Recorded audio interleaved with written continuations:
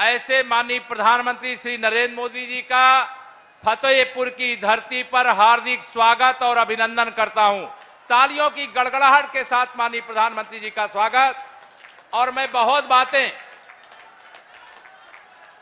बातें आप सबके सामने कहना है। मंच पर हमारे तमाम सब वरिष्ठ नेता हैं, लेकिन आप भी और मैं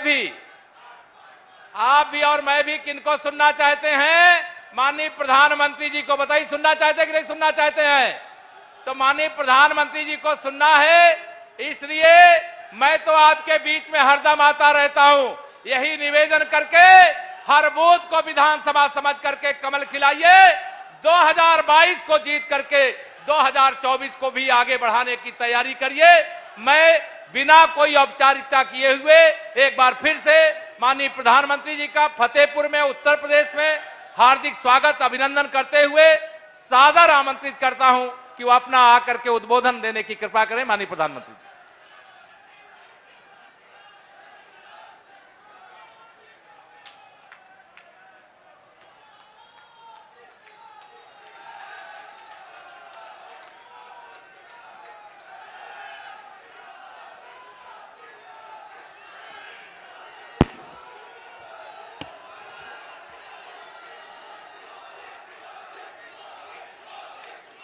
भारत माता की, भारत माता की, भारत माता की। जय राम जी की। फतेहपुर के आप सभी को मेरा बहुत बहुत प्रणाम।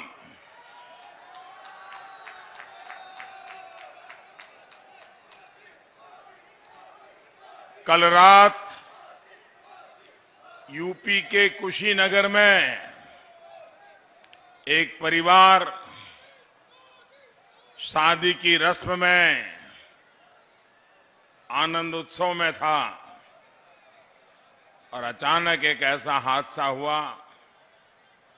बहुत सी हमारी माताओं, बहनों, बेटियों ने अपना जीवन खो दिया।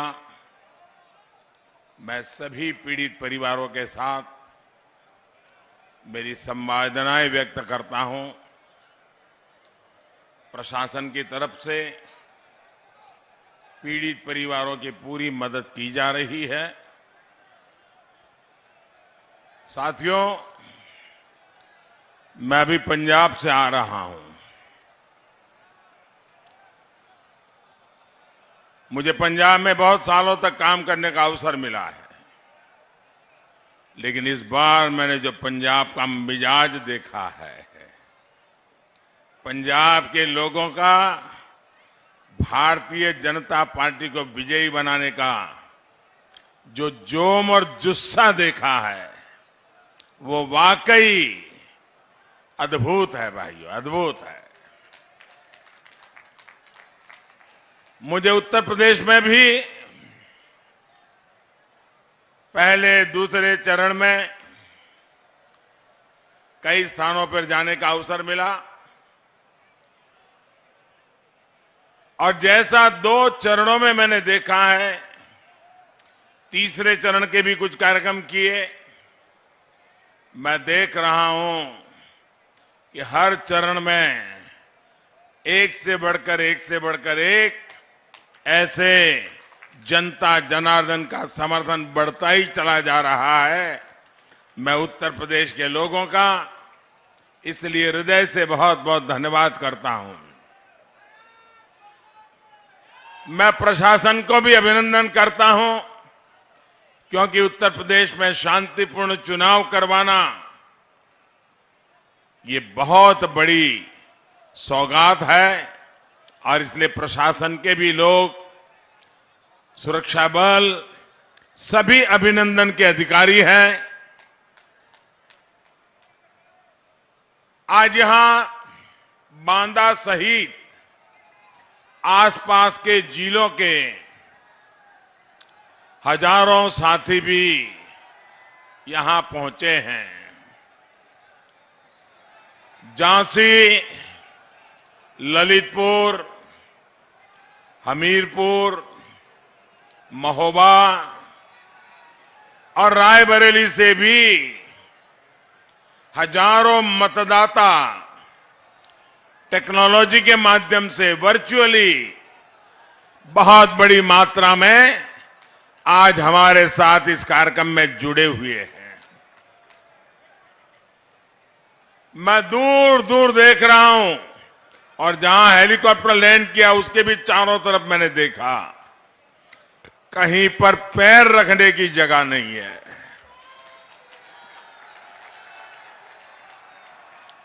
जहां मेरी नजर पहुंच रही है, लोग ही लोग नजर आ रहे हैं। आपका ये प्यार, इतनी बड़ी तादाद में आप सब हम लोगों को आशीर्वाद देने के लिए आए, मैं आप सभी का हृदय से धन्यवाद करता हूं, आप सबका अभिनंदन करता हूं। साथियों, ये धरती वीर वीरांगनाओं, मेहनतकश किसानों, कारीगरों की ये धरती है। यहां का 52 इमली पेड़ स्वतंत्रता आंदोलन में इस क्षेत्र के योगदान का जीवंत उदाहरण है। आपका जो ये उत्साह है, उसमें आने वाले 5 चरणों के नतीजों की भी एक झलक दिखाई दे रही है। सारे वाद, सारे विवाद एक तरफ और राष्ट्रवाद एक तरफ। यूपी के लोगों ने ठान लिया है कि होली आने से पहले 10 मार्च को ही रंगों वाली होली धामधूम से विजय की होली मना लेंगे। भाइयों और बहनों, फतेहपुर बुंदेलखंड के क्षेत्र में पराक्रम, वीरता, ये यहां के लोगों की नसों में है, खून में है।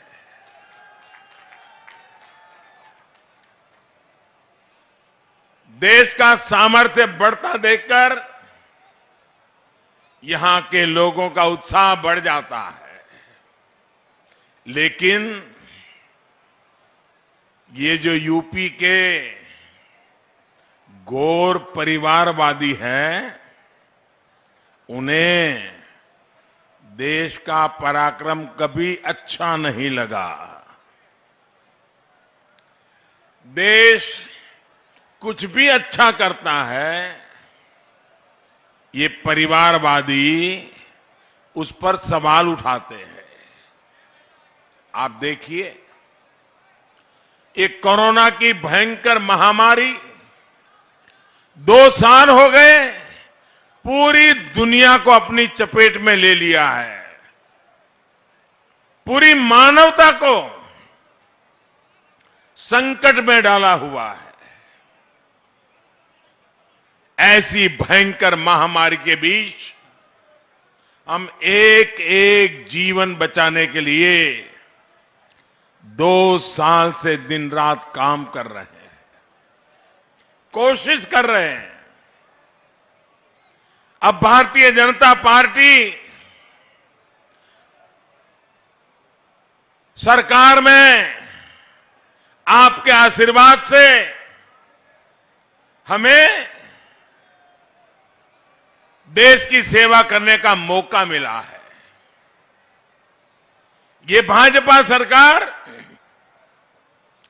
देश को मुफ्त टीका लगा रही है, वैक्सीनेशन हो रहा है, घर घर एक एक व्यक्ति को डोज मिल जाए, टीका लग जाए, इसके लिए पूरी मेहनत करती है।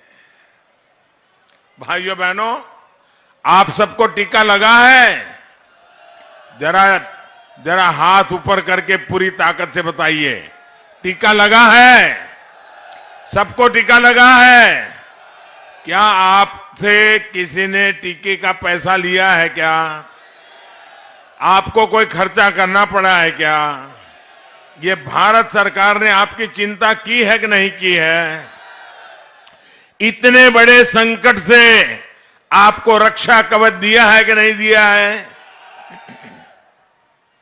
इतना बड़ा सेवा का काम, इतना बड़ा पवित्र काम, सच्चे अर्थे मानव की जिंदगी बचाने का, मानवता का काम, लेकिन ये परिवारवादी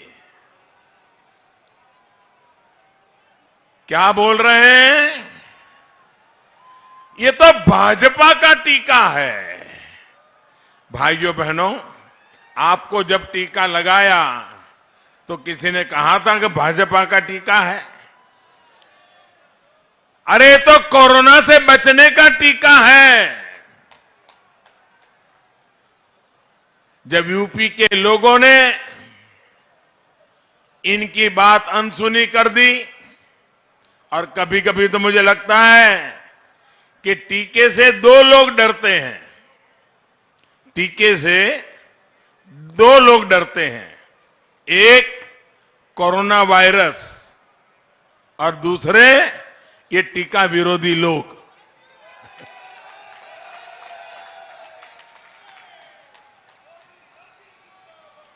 रिकॉर्ड वैक्सीन लगवा ली तो अब इन्होंने क्या शुरू किया है कि सरकार, हमारा गरीब देश है, ये टीकों के पीछे इतना सारा खर्चा क्यों कर रही है?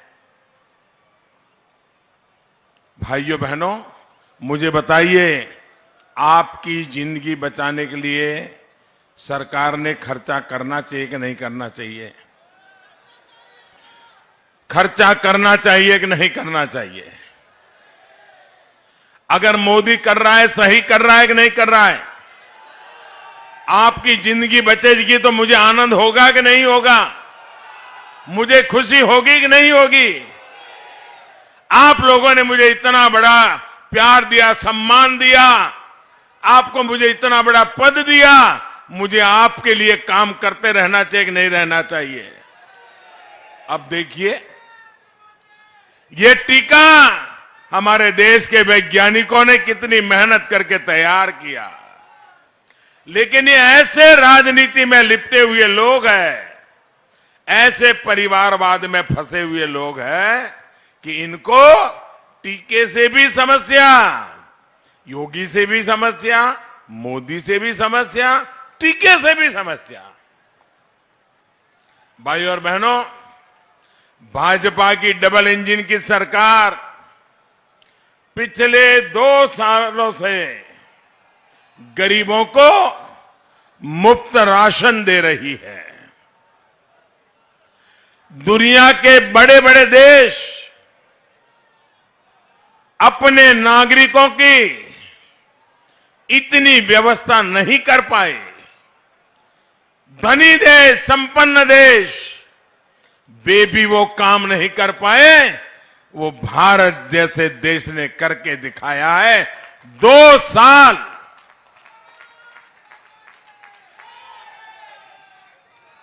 भाइयों बहनों,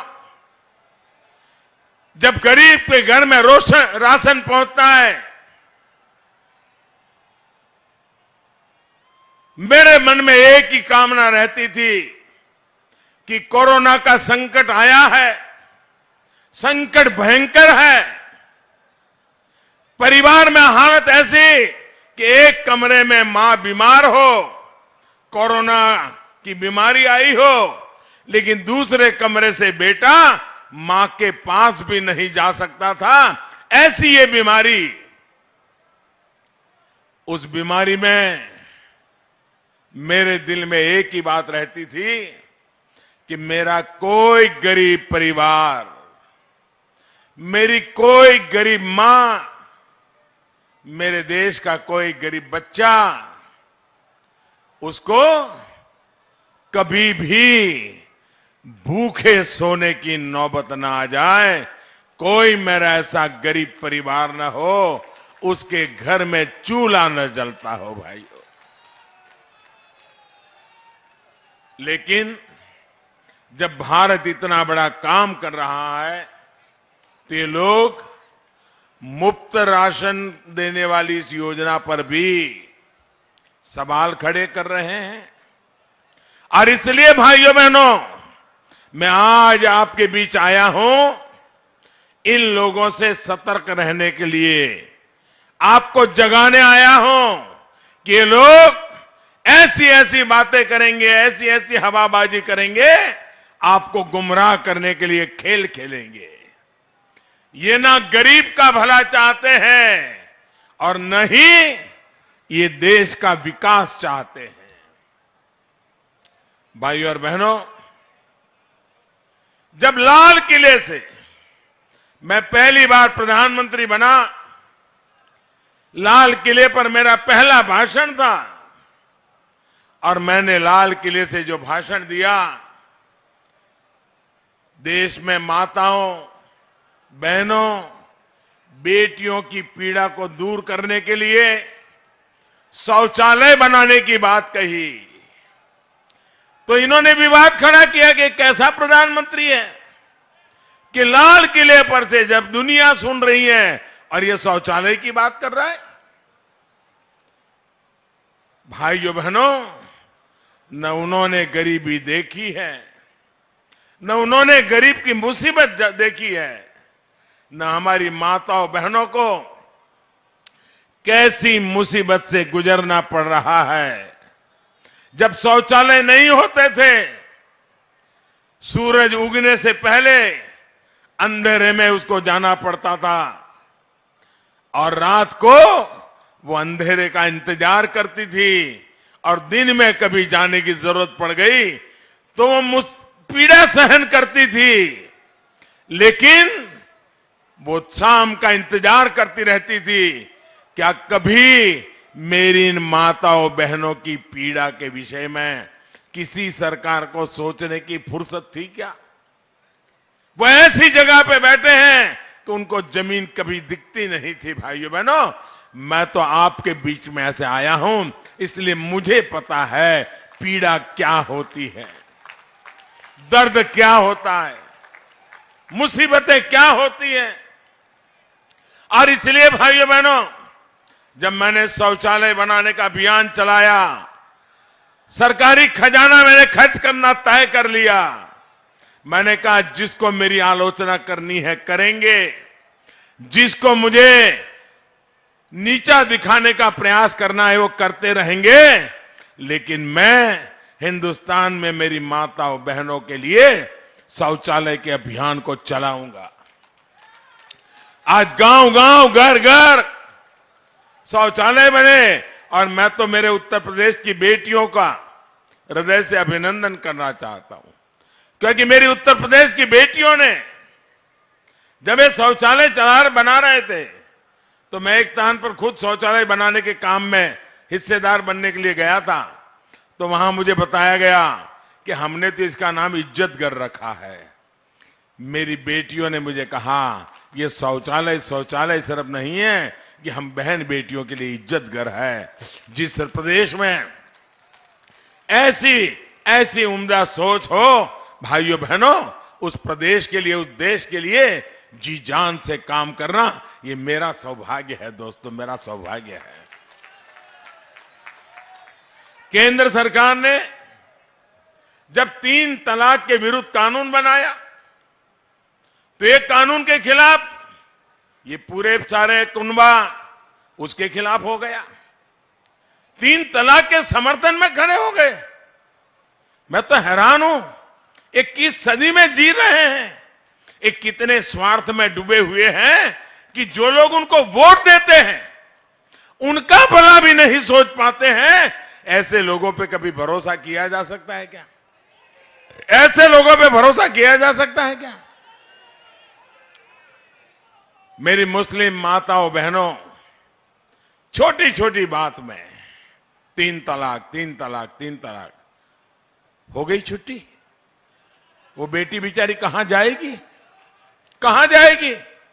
उस पिता का कल्पना कीजिए कि कितने उत्साह उमंग के साथ बेटी को शादी करके भेजी हो और 3 तलाक कह करके उसको घर वापस भेज दें, साथ में 1-2 बच्चे लेकर के आ जाएं।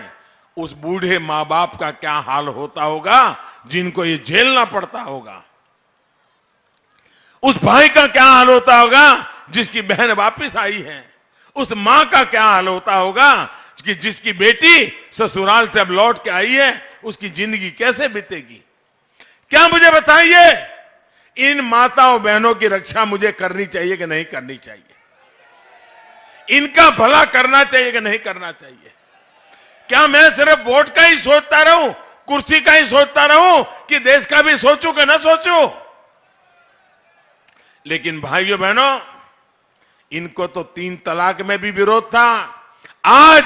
आज मुझे हिंदुस्तान के हर कोने में से मेरी मुस्लिम बहन बेटियां जो आशीर्वाद दे रही हैं, क्योंकि उनके जीवन की रक्षा का मैंने बहुत बड़ा काम किया है।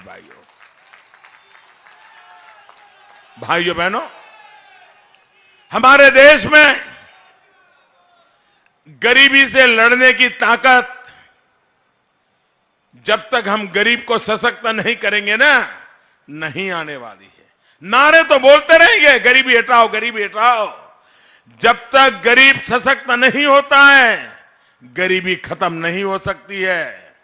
और जिस दिन गरीब सशक्त हो जाता है ना, वो भी गरीबी को खत्म करने के लिए हमारा सिपाही बन जाता है।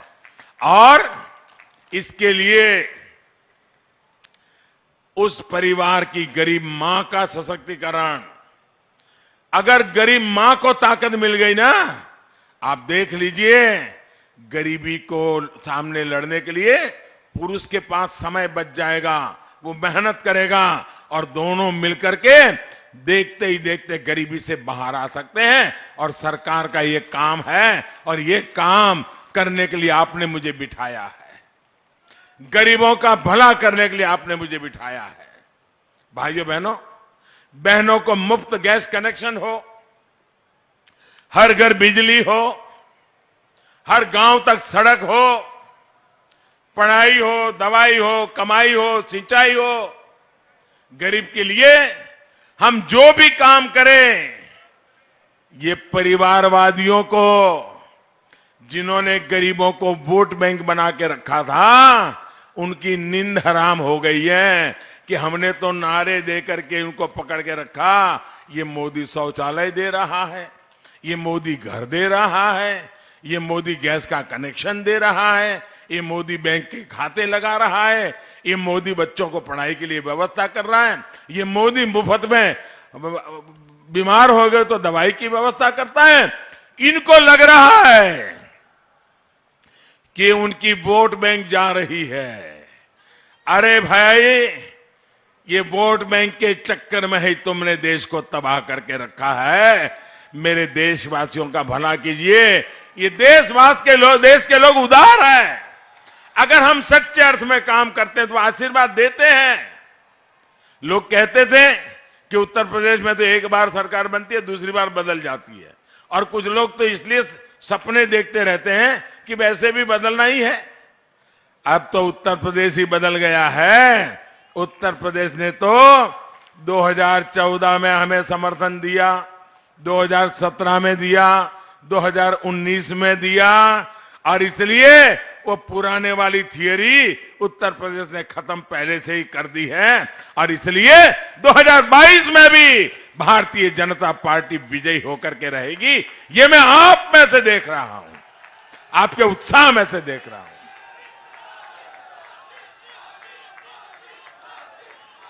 भाइयों बहनों, ये गरीबों के लिए दिन रात मैं काम करता हूं, तो ये परिवारवादी इस काम को छोटा काम बताते हैं। ये आपके लिए छोटा होगा, लेकिन मेरे लिए तो न गरीब छोटा होता है, न गरीब की सेवा छोटी होती है। मेरे लिए तो ये एक प्रकार से पुण्य का अवसर होता है। इनको तो ये भी तकलीफ। मैं कुंभ के मेले में आया, इतना बड़ा कुंभ का मेला था, इतना बड़ा कुंभ का मेला था, लेकिन जब कुंभ के मेले में आया तो दुनिया में कुंभ के मेलन की इतनी बड़ी प्रतिष्ठा बढ़ी थी उसकी सफाई के कारण, उसकी सफाई के कारण। तो मेरा मन कर गया और मैंने जो सफाई करने वाले भाई बहन थे उनके पैर धोए, उनके आशीर्वाद लिए। भाई, इतना बड़ा काशी विश्वनाथ धाम बन गया, चारों तरफ जय जयकार हो रहा था, लेकिन मेरा ध्यान तो उस मजदूर की तरफ था जिसने मेहनत करके काशी विश्वनाथ धाम बनाया था। तो सारे संत बैठे थे, सारे महापुरुष बैठे थे, मैं उनके पास नहीं गया, मैं वहां चला गया जहां इन मजदूर बैठे थे। फूलों से वो फूलों की वर्षा की, उनका सम्मान किया, उनके आशीर्वाद लिए। क्यों? मुझे मालूम है यही मेरे देश के लोग हैं जो मेरे देश के सपने पूरे करेंगे भाइयों। और इसलिए उनके सपने पूरे करने के लिए मैं अपने सपनों को खपा रहा हूं भाइयों बहनों, इसलिए मैं काम कर रहा हूं। आपने देखा होगा आजकल ये लोग आत्मनिर्भर भारत अभियान, उसका भी विरोध कर रहे हैं।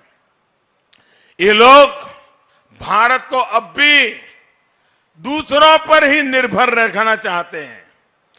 दुनिया के बाजार में ले आओ और अपनी गाड़ी चलाओ। आप मुझे बताइए भैया, फतेहपुर के वीर, परिश्रमी, पराक्रमी लोग ये दुनिया से सब बाहर से लाकर के उसी से गुजारा करने से दूसरों पर भारत को निर्भर रहना पड़े। आजाद भारत के लिए ये शर्मिंदगी है कि नहीं है? हमें बाहर आना चाहिए कि नहीं आना चाहिए?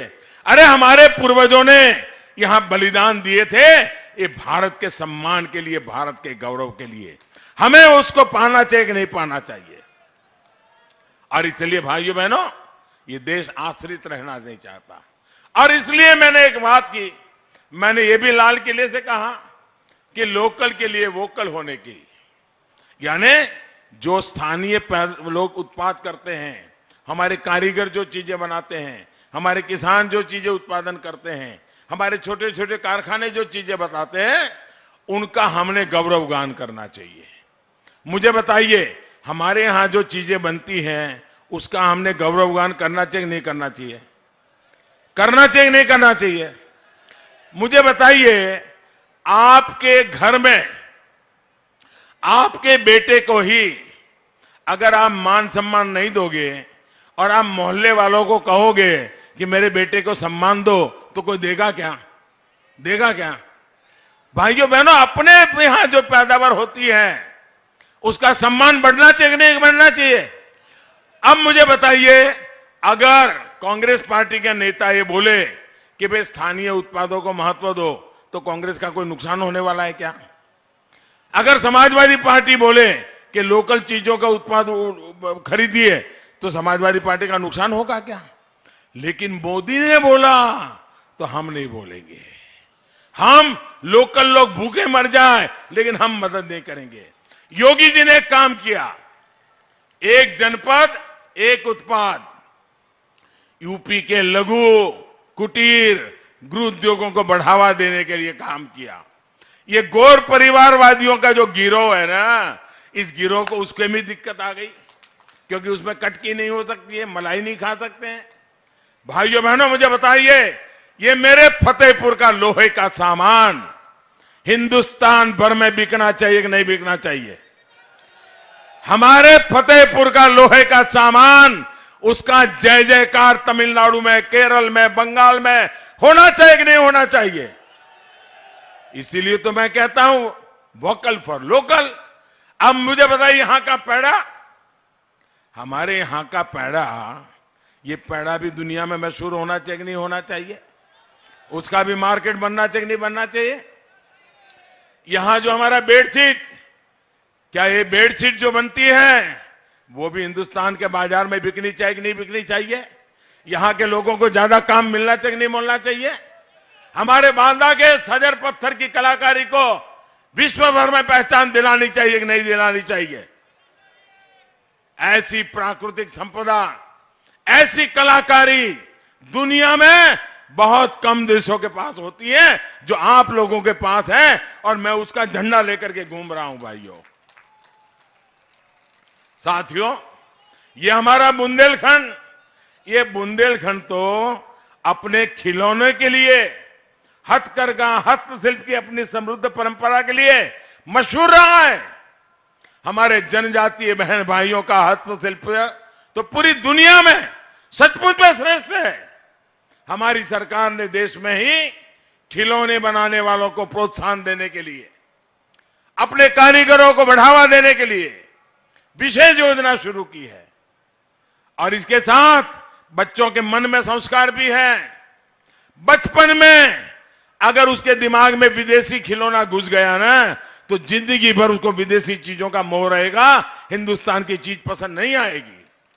बचपन में वो खिलौने भी खेलेगा तो मेरे देश का खिलौना होगा, मेरे देश के किसी गरीब का बनाया हुआ खिलौना होगा, तब जाकर के मेरे देश की चीजों का सम्मान बढ़ेगा भाइयों। और इसके लिए जब मैं वोकल होने की बात करता हूं, जोर जोर से हमारी उत्पाद के संबंध में बोलने के लिए कहता हूं, तो ये परिवारवादियों को इसका भी दर्द होता है। असल में इनको समस्या ये है कि अगर देश के गरीब, दलित, पिछड़े, आदिवासी को साधन मिल गए, शक्ति मिल गई, आंख उठाकर बोलने की उसको ताकत मिल गई, तो ये वोट बैंक की राजनीति करने वाले, परिवारवाद की राजनीति करने वाले, इनकी सारी राजनीति ही धरी की धरी रह जाएगी भाइयों। ये कट कमीशन का जो माफिया इन्होंने बनाया है, वो आत्मनिर्भर भारत अभियान से बर्बाद हो जाएगा, इसकी चिंता है। साथियों, फतेहपुर की मिर्च, झांसी की तुलसी, महोबा का देशावरी पान, ऐसे अनेक कृषि उत्पादों के लिए ये पूरा क्षेत्र बहुत मशहूर है। विशेष रूप से छोटे किसानों के लिए ऐसी फसलें सम्मान और समृद्धि देने वाली है। आप बताइए, दशकों तक बार बार ये घोर परिवारवादी यहां सत्ता में आए, इन्होंने इन फसलों के लिए, छोटे किसानों के लिए कुछ भी किया क्या? आज हम बीज से बाजार तक किसानों के लिए नई व्यवस्थाएं बना रहे हैं। किसानों के बैंक खाते में सीधे हजारों रुपये भेज रहे हैं, वरना इन्होंने तो किसानों के नाम पर झूठी घोषणाएं करके अपने परिवार, अपने नाते रिश्तेदारों की ही तिजोरियां भरी हैं। ऐसे घोर परिवारवादियों को अब यूपी की सत्ता के आसपास भी फटकने नहीं देना है। साथियों, हम यूपी में डेयरी सेक्टर के विस्तार के लिए, पशुपालन को बढ़ावा देने के लिए भी निरंतर काम कर रहे हैं। पूरे यूपी में बायोगैस प्लांट का नेटवर्क भी बनाया जा रहा है। जो डेयरी प्लांट है वो गोबर से बनी बायोगैस से बिजली बनाए, इसकी व्यवस्था की जा रही है। हमारा प्रयास है कि दूध न देने वाले जो बेसहारा पशु हैं, उसके गोबर से भी पशुपालक को इनकम हो, अतिरिक्त कमाई हो, इस दिशा में हम काम कर रहे हैं। यूपी में बेसहारा पशुओं के लिए गौशालाओं के निर्माण का काम भी किया जा रहा है। 10 मार्च को दोबारा सरकार बनने के बाद ऐसे कार्यों को और गति दी जाएगी ताकि बेसहारा पशुओं से होने वाली परेशानी कम हो। आपका जो संकट है उसको हम दूर कर पाए, ये हम चिंता करते हैं। साथियों, फतेहपुर के लोग कभी नहीं भूल सकते हैं कि पिछली सरकार के लोग यहां कैसे कैसे दबंगई करते थे।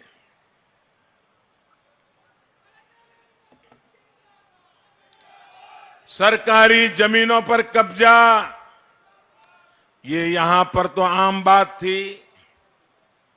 अवैध खनन माफिया ने तो फतेहपुर समेत इस पूरे इलाके को तबाह कर दिया था। योगी जी की सरकार अब माफियाओं का इलाज, मुझे बताइए इलाज करना चाहिए कि नहीं करना चाहिए? ये इलाज होना चाहिए कि नहीं होना चाहिए? योगी जी सही कर रहे हैं कि नहीं कर रहे हैं? केशव जी सही कर रहे हैं कि नहीं कर रहे हैं? साथियों, गौर परिवारवादियों ने यहां गन्ना मालिकों के जो दुनिया थी आंख मिचौली की और गन्ना मिलों को बंद किया। सिंचाई की सुविधा देने के बजाय खनन माफिया को, अवैध कब्जा माफिया को, उन्हीं को पाला पोसा था। दशकों दशक तक ऐसी अनेक सिंचाई परियोजनाओं को लटकाए रखा, तब इनको बुंदेलखंड और अवध के किसानों की याद नहीं आई। ये हमारी सरकार है जिसने यहां के किसानों की इस तकलीफ को समझा। बाणसागर परियोजना, अर्जुन सहायक परियोजना, सरयू नहर राष्ट्रीय परियोजना, ऐसी कितनी ही परियोजनाएं डबल इंजन की सरकार ने पूरी कराई है। भाइयों बहनों, बुंदेलखंड के लाखों किसान कितने दशकों से केन बेतवा को लिंक करने की मांग करते रहे हैं। केन बेतवा, इसको लिंक करने की मांग थी कि नहीं थी भैया? लोग चाहते थे कि नहीं चाहते थे? लेकिन ये काम पूरा करने का बीड़ा हमारी डबल इंजन की सरकार ने उठाया है। 44,000 करोड़ रुपए से अधिक, 44,000 करोड़ से अधिक लागत से बुंदेलखंड में खेत खेत तक पानी पहुंचाया जाएगा। भाइयों, ये काम हम कर रहे हैं। लेकिन साथियों, आपको ये ध्यान रखना है कि परिवारवादियों को अगर मौका मिल गया तो उनकी दुनिया चालू रखने के लिए एक केन बेतवा लिंक परियोजना, जिसे मैं पूरा करना चाहता हूं, उसमें भी रोड़े अटकाएंगे, रोड़े डाल देंगे। साथियों, पानी के नाम पर सालों तक इन्होंने क्या क्या खेल खेला है, ये आप लोग भली भांति जानते हैं। यूपी की बुंदेलखंड की बहन बेटियों के साथ तो इन्होंने बार बार विश्वासघात किया है। अब हमारी सरकार यहां हर घर जल अभियान चला रही है। 2 सालों के भीतर ही यूपी की लाखों बहनों के घर पर नल से जल पहुंच चुका है। 10 मार्च को जब फिर डबल इंजन की सरकार आएगी तो तेजी से नल कनेक्शन देने का काम किया जाएगा। और मेरी माताएं बहनें नल से जल के मेरे अभियान को लेकर के मुझे लगातार आशीर्वाद दे रही है। भाइयों बहनों, भाजपा सरकार का फतेहपुर और इस क्षेत्र से विशेष स्नेह है। गौर परिवारवादियों ने फतेहपुर को पिछड़ा मानकर और अपनी जिम्मेदारी उसी से पल्ला झाड़ लिया था, हाथ ऊपर कर दिए थे। भाजपा सरकार ने फतेहपुर की विकास की आकांक्षा को समझा और हमें आकांक्षी जिलों में इसको शामिल किया। आज फतेहपुर आकांक्षी जिलों में तेजी से विकसित होने के पैमाने पर काफी ऊपर आ रहा है। फतेहपुर में महान योद्धा अमर शहीद जोधा सिंह और ठाकुर दरियाव सिंह के नाम पर मेडिकल कॉलेज के लोकार्पण का सौभाग्य भी आप लोगों ने मुझे दिया था। यहां फतेहपुर में जन औषधि केंद्रों से लोगों को सस्ती दवाइयां भी मिल रही हैं। यूपी में भाजपा सरकार ने 1100 से ज्यादा जन औषधि केंद्र खोले हैं। इनसे हमारे गरीब भाइयों बहनों को करीब 700 करोड़ रुपए की बचत हुई है। फतेहपुर और आसपास के लोग ये भी नहीं भूल सकते कि कैसे इस क्षेत्र को पहले की सरकारों के समय बिजली के लिए तरसाया गया है। अब योगी जी की सरकार में पहले से कई गुना ज्यादा बिजली मिल रही है। हमारे लिए फतेहपुर का, प्रदेश का, देश का हर गांव, हर क्षेत्र महत्वपूर्ण है।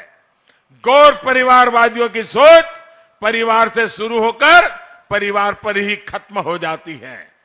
एक छोटी सी सोच से यूपी जैसा बड़ा प्रदेश, इतनी बड़ी जनसंख्या वाला प्रदेश नहीं चलाया जा सकता है। यही वजह है कि फिर एक बार यूपी कह रहा है, आएगी तो भाजपा ही, आएगी तो भाजपा ही, आएंगे तो योगी ही। साथियों, गौर परिवारवादियों की लिस्ट में कुछ नाम ऐसे भी हैं जिन्होंने दशकों तक देश में और यूपी में सरकारें चलाई है, लेकिन आप लोगों ने जब से उन्हें यहां से बेदखल किया है, इन लोगों की यूपी के प्रति नफरत दिनों दिन बढ़ती जा रही है। इन परिवारवादियों के मुख्यमंत्री ने यूपी के लोगों का अपमान किया तो गांधी परिवार तालियां बजाता रहा, और आज ये लोग यूपी के लोगों से आकर वोट मांग रहे हैं। आपको इन परिवारवादियों से भी बचकर रहना है। साथियों, डबल इंजन की सरकार पूरे उत्तर प्रदेश को विकास के पथ पर आगे बढ़ा रही है। Purvanchal expressway, Prayagraj link expressway, Gorakhpur link expressway, Ganga expressway, ऐसे ही प्रयासों का प्रमाण है। अब तो बुंदेलखंड एक्सप्रेस भी तेज गति से पूरा हो रहा है। कोरोना के बावजूद भी बुंदेलखंड एक्सप्रेसवे के काम को हमने धीमा नहीं होने दिया है। बुंदेलखंड एक्सप्रेसवे ने संकट काल में हजारों श्रमिकों को काम दिया, रोजगार दिया। जब ये पूरा हो जाएगा तो यहां सिर्फ सुविधा ही नहीं बढ़ेगी, बल्कि यहां के किसानों को, उद्यमियों को भी बहुत लाभ होगा। इन एक्सप्रेसवे के अलग अलग बगल में हम इंडस्ट्रियल कॉरिडोर बना रहे हैं। बड़े बड़े गोदाम, बड़ी बड़ी कोल्ड स्टोरेज, इसकी फैसिलिटी बना रहे हैं। भाइयों और बहनों, डबल इंजन की सरकार इस क्षेत्र के शौर्य और वीरता के समृद्ध इतिहास को और ऊंचाई पर पहुंचाने जा रही है। देश के 2 डिफेंस कॉरिडोर में से एक अब यूपी में बन रहा है। देश की सेना को ताकतवर बनाने, रक्षा साजो सामान में भारत को आत्मनिर्भर बनाने का काम अब ये क्षेत्र करेगा, बुंदेलखंड करेगा। यहां अनेक डिफेंस की फैक्ट्रियां लगेगी। साथियों, अब अवध और बुंदेलखंड के तेज विकास के लिए बदला लेने वाले नहीं, जमीन पर बदलाव करने वाले चाहिए। परिवारवाद को बढ़ावा देने वाले नहीं, पलायन को रोकने वाले चाहिए। सिर्फ घोषणा करके सो जाने वाले नहीं, बल्कि गौर परिश्रम करने वाले लोग चाहिए। इसलिए आपको मैं आग्रह करने आया हूं कि इस चुनाव को महत्वपूर्ण मानिए। मन में ठान लीजिए, सबसे पहला काम करेंगे तो मतदान का करेंगे, बाकी सारे काम बाद में करेंगे। मतदान को हम प्राथमिकता दें, लोकतंत्र के उत्सव को मनाएं। मैं मेरे युवा साथियों को, मेरी बहन बेटियों से विशेष रूप से कहूंगा, आपको भारी मतदान करना है और मतदान कराना भी है। घर घर जाना है, मतदाताओं को तैयार करना है, भारी मात्रा में मतदान करवाना है। इतनी बड़ी तादाद में आप आशीर्वाद देने आए हैं। मैं फिर एक बार आपका हृदय से बहुत बहुत आभार व्यक्त करता हूं। दोनों हाथ ऊपर करके मेरे साथ बोलिए, भारत माता की, भारत माता की, भारत माता की। बहुत बहुत धन्यवाद। सभी उम्मीदवारों से मेरा आग्रह है, आगे आ जाए उम्मीदवार, और साथ में मौर्य जी भी आ जाएं।